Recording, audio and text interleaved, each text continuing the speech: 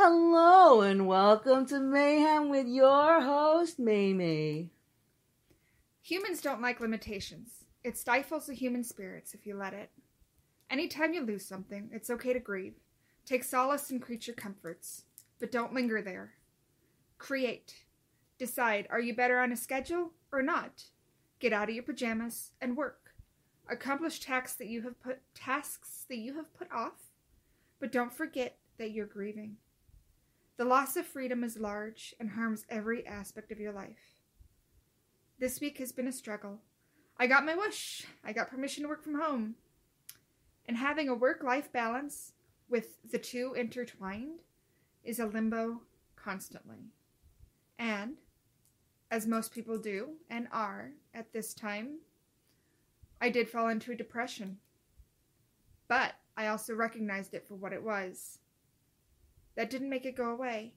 It simply changed how I reacted. We are blessed or cursed with technology.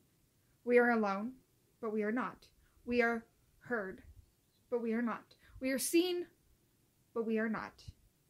Here's the thing. Do you see yourself? Do you hear yourself? Take time for self-care, now more than ever. Know yourself. You are genuinely all that you have. My creature comforts right now, I get up in the morning, and last Friday I tried this new schedule and it worked out really well for me.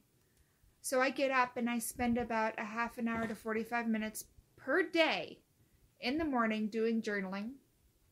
And I meditate during this time and I do all this self-care so that by the time I'm done, I'm ready to proceed into my work with a whole heart. And then I worked for about an hour until the sun came up. And then when the sun came up, I walked for 45 minutes. I did 3 miles. It's not very fast, but I get faster. And then I worked for another hour, and then I took a shower and had breakfast.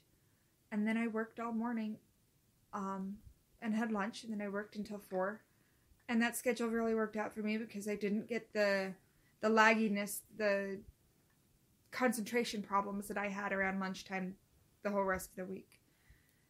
So I think that I'm going to keep trying this schedule because, you know, the kids are in and out of the office. They always need things, and they know that Tisa's there, but they always need to ask me questions all the time. I don't know why, but it happens. So I'm always interrupted, but getting back on course and getting back into what I was doing before has always been a challenge. But I found that if I start here, if I start with working out, if I start with self-care, then I'm going to be able to keep my head in the game. And I know that I'm lucky because I can work from home, but some people can't. And so what do you do with all this free time that you suddenly have that you suddenly don't necessarily want? I know that Tisa's going out of her mind because she can't work right now. And I've been trying to make sure that she stays on the schedule with the kids because she really has helped me with the kids. She's helped Sindel enormously with her math. She's helped keep them on their schedule, on what they need to do, on their tasks at hand. And it's been a huge privilege and honor to have her help me during this time. But what are some of the other things that we've been doing to stave off the cabin fever, as it may be? I tend to be pretty dark in my reading habits. I tend to be pretty dark in my TV shows that I watch. I tend to be pretty dark in my movies. And so this week, after I had my depressive episode, we took a break. And we said, we're not going to watch this right now. We're going to watch this another time. So we watched trash TV. And it was beautiful. Because we watched Tiger King. And that was insane. And I think I hurt my neck looking at her with my jaw dropped open, staring, being like, what the hell did we just watch? Over and over and over again. Every other scene, it was like, what the hell was that? And then we also watched Love is Blind, which is, again, a complete garbage bullshit TV show, full of patriarchy, full of all the things I hate as a good little feminist, but it was still a beautiful waste of time. And sometimes right now you need a waste of time. We've watched a bunch of nostalgic 80s movies with the kids. That's been fun. We have had our fair share of darkness. We're starting to watch the end of the fucking world, which is not what it sounds like, but it's fascinating. I'm reading Untamed by Glennon Doyle, which is phenomenal. I can't read too much into it because I will devour it and then lose all the flavor. So I'm trying to piece it out and take my time. But if there is anybody who understands what I have gone through in the past year, it is her. And when she speaks of her life and the choices that she had to make, it is what I did. She is literally taking the words out of my mouth and saying them in her book. And it is the most poignant, wonderful, amazing, spirited book that we need right now. Everybody needs to read it. And then I'm reading a pandemic book by one of my favorite authors named Chuck Wendig. It's called The Wanderer. So it's not like the pandemic that we have now. It's a little weird, but it's a good book. I'm looking forward to this week. There's 2 books coming out that I can't wait for. Last Podcast on the Left has a new book coming out. I can't wait. And then Grady Hendrix is coming out with another book too, and he's a great, great author.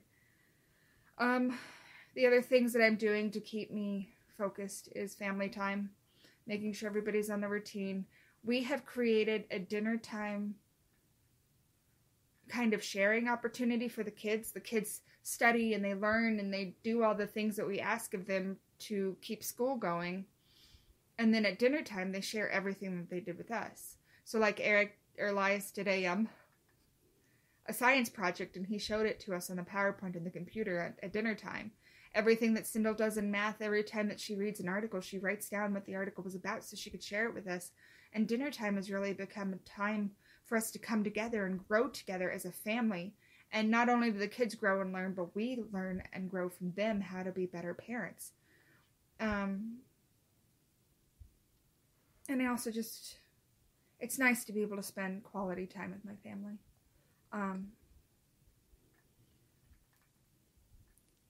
I just wanted to say, this time is hard. Being in quarantine is hard. Feeling like you're separated from everybody is hard. Going to the store is a torture in and of itself. Necessary torture, but it's a torture. And everything is so scary right now and up in the air and turbulent. And everybody's fighting about everything. And if you find your creature comforts, if you find the things that take your mind off things, and if you find the things that give you hope and peace, even if it's for just a moment, it's worth it.